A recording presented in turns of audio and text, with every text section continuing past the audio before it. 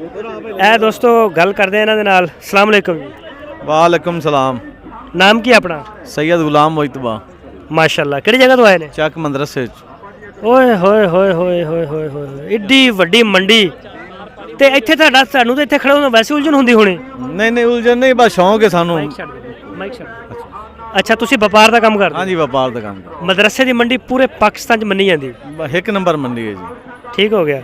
ਤੇ ਤੁਸੀਂ ਇਹ ਤੁਹਾਡਾ ਨਾ ਸਾਰਾ ਮਾਲ ਆ ਛੋਟਾ, ਆ ਜਾਨਵਰ ਤੁਹਾਡਾ ਹੈ ਛੋਟਾ? ਹਾਂ, ਵੇਖੋ ਨਾ, ਆਈਓ ਜੇ ਤੁਸੀਂ ਆਦੀ ਜ਼ਿੰਦਗੀ 'ਚ ਨਾ ਵੇਖੋ ਅਸੀਂ ਮਾਲ। ਇਹਦੀ ਕੀ ਡਿਮਾਂਡ ਹੈ ਇਹਦੀ?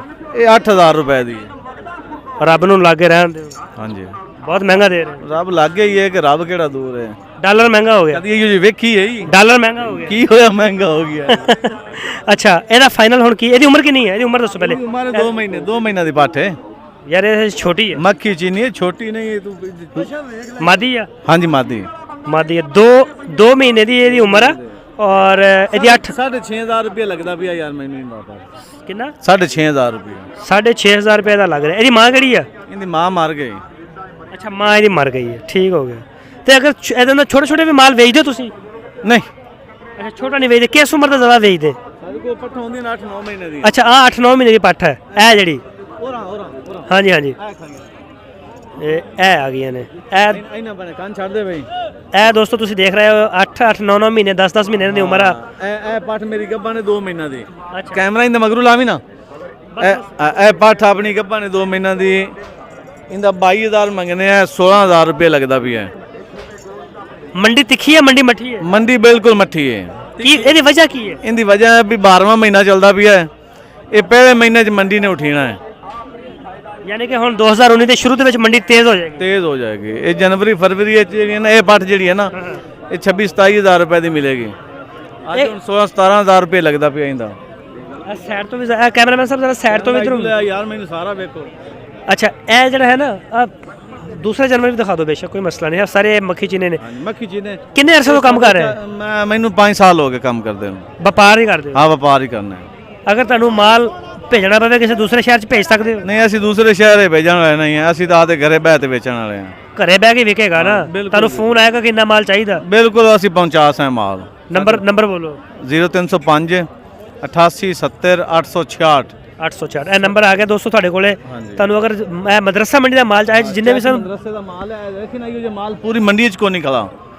ਬਿਲਕੁਲ ਪੱਠਾ ਮਾਸ਼ਾ ਤੁਹਾਡੀਆਂ ਖੂਬਸੂਰਤ ਨੇ। ਤੇ ਅਲਹਮਦੁਲਿਲਾ ਮੇਰੇ ਰੰਗਾ ਮਾਲ ਨਾ ਕਿਸੇ ਵੇਚਿਆ ਤੇ ਨਾ ਕੋਈ ਵੇਚ ਸਕਦਾ ਤੇ ਨਾ ਕਿਸੇ ਕੋਲ ਹੋਣਾ ਹੈ ਮਾਲ। ਚਲੋ ਅੱਛੀ ਗੱਲ ਹੈ। ਅੱਛਾ, ਇਹਨਾਂ ਦੋਵਾਂ ਦਾ ਕੀ ਮੰਗਦੇ? ਦੋਵਾਂ ਦਾ? ਇਹਨਾਂ ਦਾ 45000 ਮੰਗਨੇ ਆ। ਰੇਟ ਬਹੁਤ ਜ਼ਿਆਦਾ ਤੁਹਾਡਾ। ਰੇਟ ਜ਼ਿਆਦਾ ਨਹੀਂ, ਪੱਠਾ 2-2 ਮਹੀਨਾ ਦੀ ਗੱਭਣ ਹੈ ਨਾ। ਗੱਭਣਾ ਨੇ? ਜਿਹੜੀ ਗੱਭਣ ਹੋਵੇਗੀ ਆਪਾਂ ਗੱਭਣ ਦੱਸਣਾ, ਜਿਹੜੀ ਠੱਲੀ ਹੋਵੇਗੀ ਉਹਨੂੰ ਠੱਲੀ ਕਹਿੰਦੇ ਆ। ਇਹ ਜਿਹੜੀਆਂ ਇਹਨਾਂ ਦੀ ਕਿੰਨੀ ਮੂਮਰ ਆ? ਇਹ ਜਿਹੜੀਆਂ ਨਾ ਇਹ 4-4 ਮਹੀਨਾ ਦੀਆਂ ਨੇ। ਮੱਖੀ ਚੀਨੀਆਂ, ਚੱਪੇ ਸਿੰਘ, ਪਿਓਰ ਦੇਸੀ ਪੱਠਾ ਹਨ। ਅੱਛਾ, ਇਹ 4-4 ਮਹੀਨੇ ਦੀਆਂ ਨੇ? ਹਾਂਜੀ, 4-4 ਮਹੀਨੇ ਦੀਆਂ। ਅੱਛਾ, ਇਹਨਾਂ ਦਾ ਜੋੜੀ ਦਾ ਕੀ ਰੇਟ ਹੈ? ਇਹਨਾਂ ਦਾ 32000 ਰੁਪਏ। ਯਾਰ ਬਹੁਤ ਜ਼ਿਆਦਾ ਰੇਟ ਹੈ। ਕਿਉਂ ਜ਼ਿਆਦਾ ਹੈ ਯਾਰ? ਪੱਠਾ ਨੇ ਦੋਵੇਂ? ਹਾਂਜੀ, ਦੋਵੇਂ ਪੱਠੇ ਹਨ। 32000 ਲੱਗਾ ਕਿੰਨਾ ਇਹਨਾਂ ਦਾ? ਲੱਗਦਾ ਤੇ ਇਹਨਾਂ ਦਾ 22000 ਹੈ। 22000 ਰੁਪਏ ਵਾਧੂ ਮੰਗਨੇ ਆ ਅਸੀਂ ਰੇਟ, ਲੇਕਿਨ ਜੇ ਪੂਰਾ ਮੰਗੀਏ ਤਾਂ ਲੋਕ ਦਿੰਦੇ ਹੀ ਨਹੀਂ। ਵੈਸੇ ਆਪਣਾ ਜ਼ਿਹਨ ਕਿੰਨਾ ਕੁ ਬਣਦਾ ਕਿ ਕਿੱਥੇ ਕਿ ਜੇ ਬੰਦਾ ਕੋਈ ਆ ਗਿਆ ਤਾਂ ਦੇ ਦੋਗੇ? 23,000 ਤੇ ਆ ਗਿਆ ਤਾਂ ਦੇ ਦਿੱਤਾ। ਲੱਗਦਾ ਤਾਂ 22000 ਰੁਪਏ। 22 ਲੱਗਦਾ ਪਿਆ। ਯਾਨੀ ਕਿ 22000 ਰੁਪਏ ਜਿਹੜੇ ਉਹ ਇਹਨਾਂ ਨੂੰ ਮਿਲ ਰਹੇ ਨੇ। ਲੇਕਿਨ ਇਹਨਾਂ ਦੀ ਜਿਹੜੀ ਹੈ ਕੋਸ਼ਿਸ਼ ਕਿ ਸਾਨੂੰ 23000 ਰੁਪਏ ਇਸ ਜੋੜੀ ਦੀ 4-4 ਮਹੀਨੇ ਦੀਆਂ ਜੋੜੀਆਂ ਗੱਭਣਾ ਨੇ। ਤੇ ਇਹ 23000 ਰੁਪਏ ਦੇਣ ਵਾਸਤੇ ਤਿਆਰ ਨੇ। ਇਹ ਜਦੋਂ ਬੱਕਰੀਆਂ ਬਣਨੀਆਂ ਨਾ, ਇਹ ਬੱਕਰੀ 50-60-60000 ਰੁਪਏ ਦੀ ਇੱਕ ਬਣਨੀ। ਅੱਛਾ, ਇਸ ਨਸਲ ਦਾ ਜਦੋਂ ਇਹ ਸੂ ਪੈਂਦੀ ਹੈ ਦੁੱਧ ਕਿੰਨਾ ਹੁੰਦਾ? 2 ਦਿਨਾਂ ਦਾ ਕਿਲੋ ਹੁੰਦਾ ਹੈ ਜੀ, ਇੱਕ ਟਾਈਮ ਦਾ। ਹਾਂਜੀ। ਤੇ ਜਾਨਵਰ ਬੱਚੇ 2 ਦਿੰਦੀ ਹੈ ਕਿ ਇੱਕ ਦਿੰਦੀ? ਬੱਚੇ 2 ਆ ਵੇਖ ਕੇ 2 ਬੱਚੇ ਹੀ ਨੇ।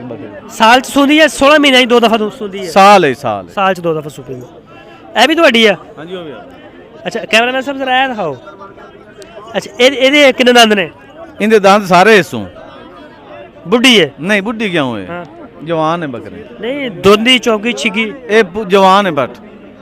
ਦੋਂਦੀ ਹੋਈ? 2 ਸੂਏ ਸੂਈਏ, ਤੀਜਾ ਸੂਆ ਇਹਦੇ ਢੇਡੇ 'ਚ ਗੱਭਣ ਹੈ।